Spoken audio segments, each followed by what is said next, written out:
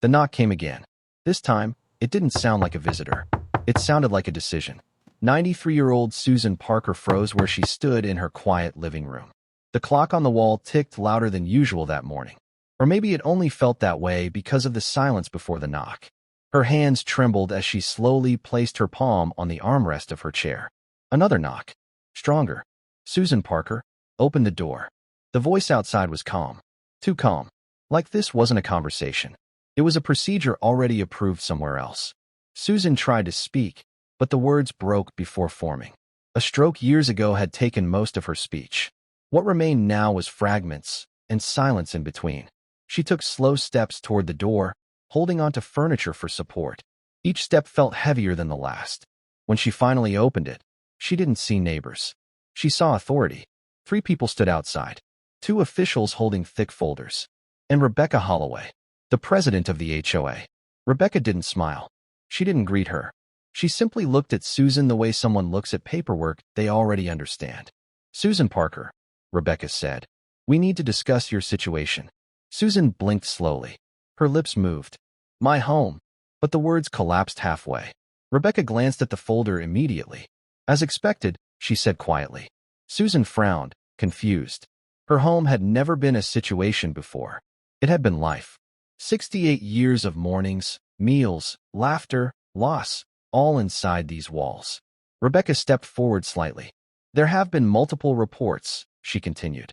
Concerns regarding your ability to live independently. Susan shook her head weakly. No, I live here. Her voice barely carried. The officials didn't react to her words, only to her condition, her difficulty speaking, her slow movements, her age. Rebecca opened the folder. Pages, reports, notes, all neatly arranged like a story already written. Medical concern, Rebecca said. Safety risk, cognitive instability. Susan's eyes widened slightly. She tried to respond faster, but her body didn't cooperate. I's okay. It came out broken. Unclear. Rebecca closed the folder. That confirms it. A silence followed. Not empty. Heavy. Final. Then Susan heard it. A vehicle pulling up outside. Not a regular car. A transport van. White. Official. Waiting. Her chest tightened immediately. No. She stepped back instinctively. Her hand grabbed the doorframe. Rebecca's voice softened, but only slightly. This is for your safety, Susan. But Susan understood something else entirely. Safety was not what this was about. The officials moved closer. Slow. Controlled. Like everything had already been scheduled. Susan looked back into her house. The photographs on the wall. Her late husband smiling in one. The kitchen where she still remembered every Christmas smell. The chair where she used to sit with him in silence. Now strangers were deciding how much of that memory she was allowed to keep. Her breathing became uneven. Then, a voice interrupted the moment. What is going on here? Everyone turned. A young man stood near the gate.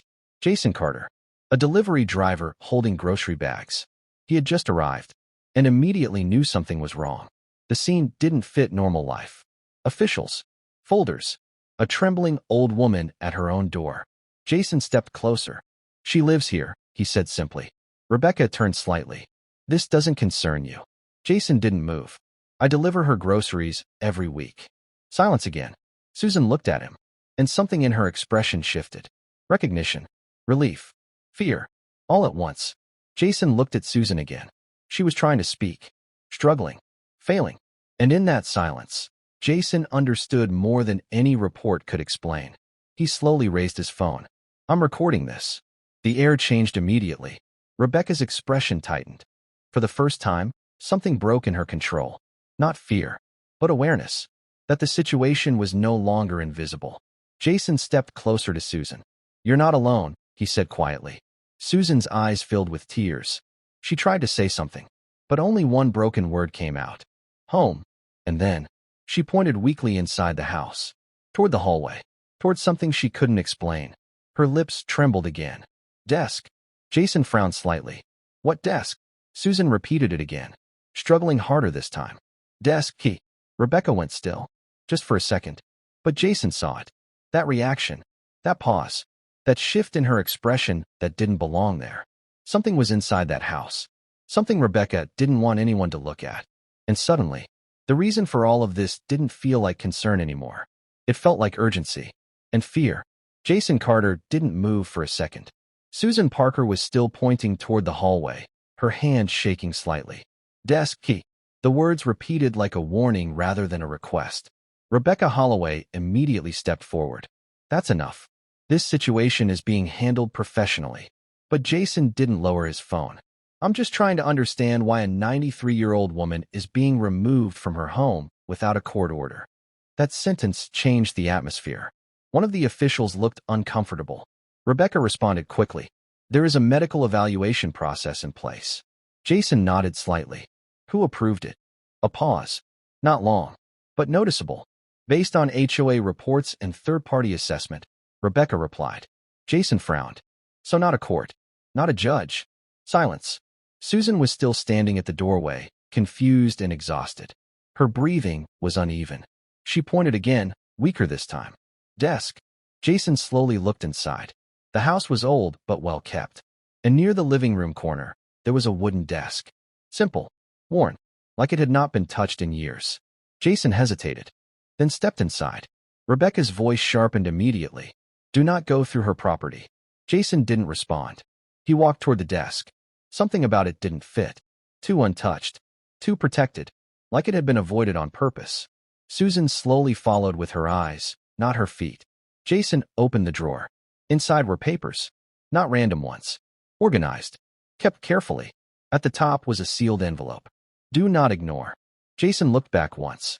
Susan nodded slightly, almost as if she had been waiting for this moment. He opened it. Read the first page. Then stopped.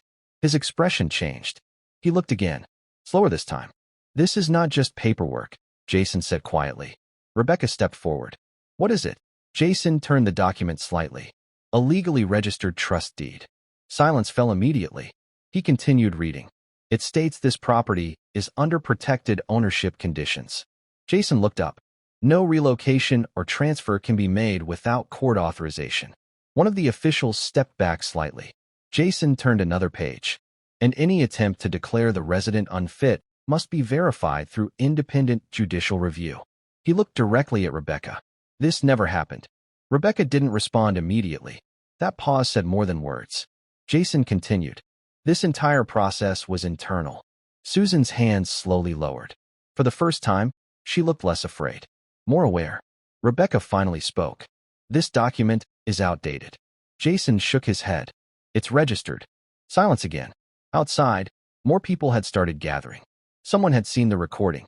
Someone had called others. The situation was no longer private. Rebecca looked around. For the first time, she realized control was slipping. Jason stepped slightly closer to Susan. You are not being removed today. Susan's eyes filled again. But this time, not from fear. From exhaustion.